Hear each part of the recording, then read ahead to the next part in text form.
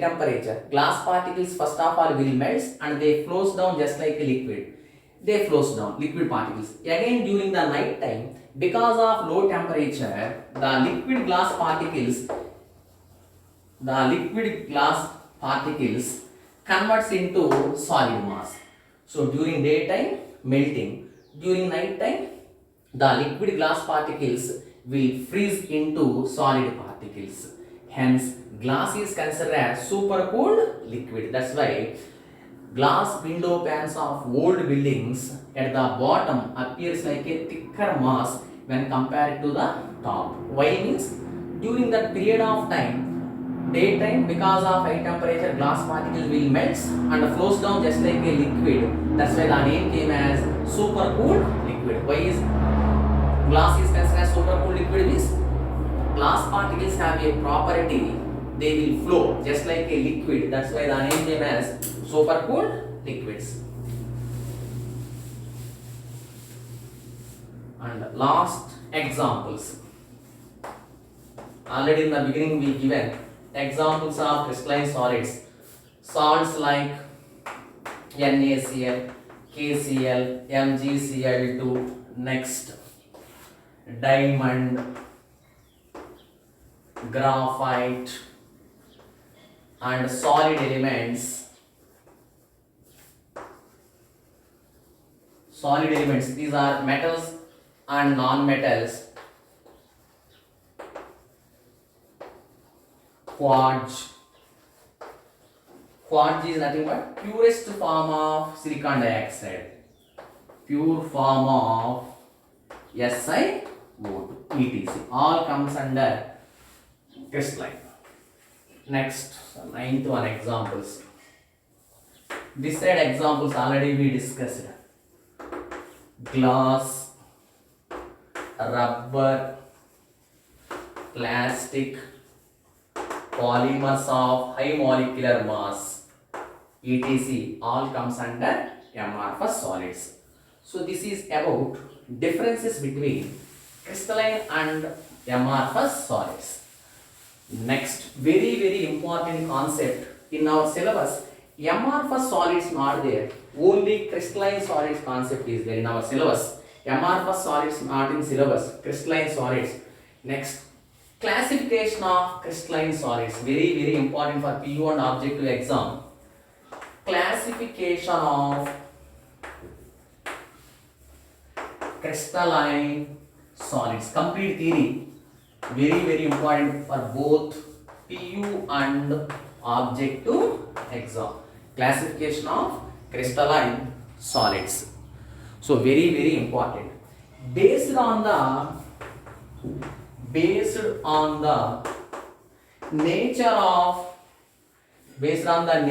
and bonding of constituent particles,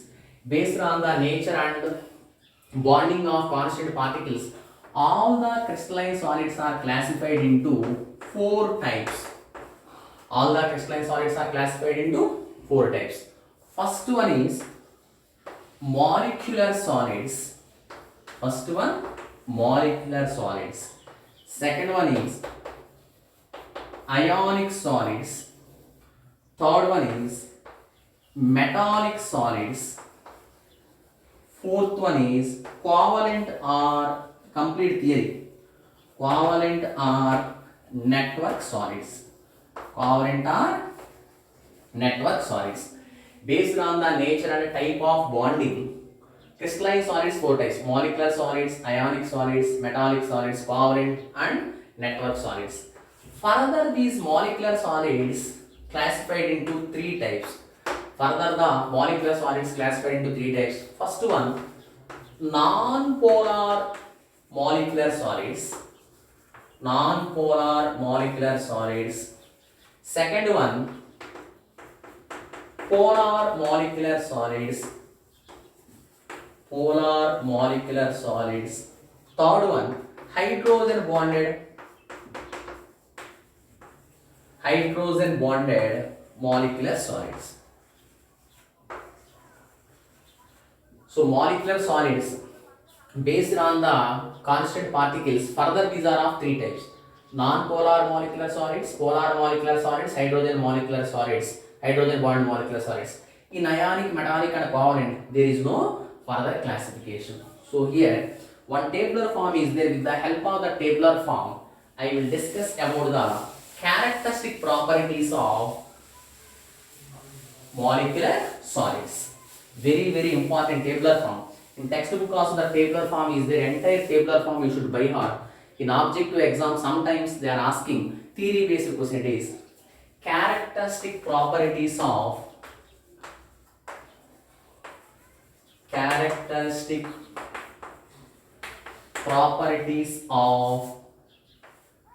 crystalline solids. Characteristic properties of crystalline solids. So all the characteristic properties I will discuss in one tabular form. Very, very important. First column is type of solid.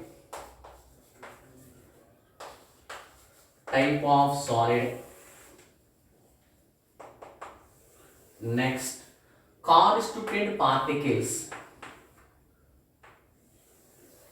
Next, nature of bonding.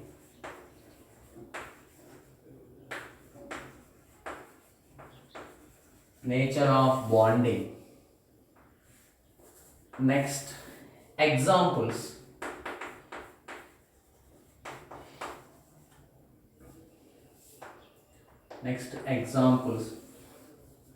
Next, physical nature.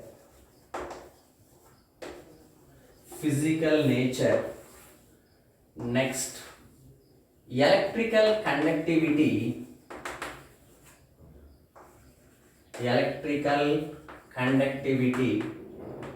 And lastly, melting point.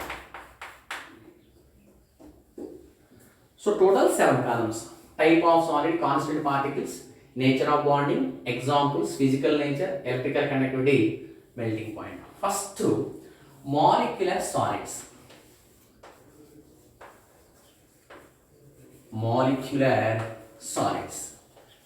Again, these molecular solids further classified in how many types? 3 types. First one, non-polar molecular solids. Here, constant particles are, these may be either inert gases atoms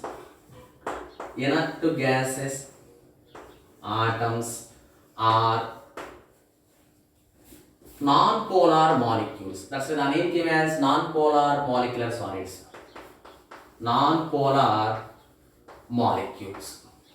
That's why the name came as non-polar molecular solids. Nature of bonding. In these non-polar molecular solids, here London or dispersion forces are present. So in inert gases or non-polar molecular solids, London or dispersion forces. Examples, inert gases. Argon, in textbook argon given. Actually at room temperature, argon is the all inert gases or gases at room temperature. Whenever they are cooled, finally they converting into solid. Therefore, this argon is nothing but solid form of argon. Solid or helium solid. Argon solid, any inert gases. Next, non-polar molecules. Hydrogen solid, non-polar. Actually, hydrogen is the gas. Whenever it is cooled, first converting into liquid, further cooling converting into solid. Hydrogen, iodine, non-polar molecules. CCl4 solid and CO2 solid. Solid CO2. This solid CO2 is also known as dry ice. Solid CO2 is also known as dry ice. So this hydrogen, iodine, CCl4, CO2, all these are non-polar molecules.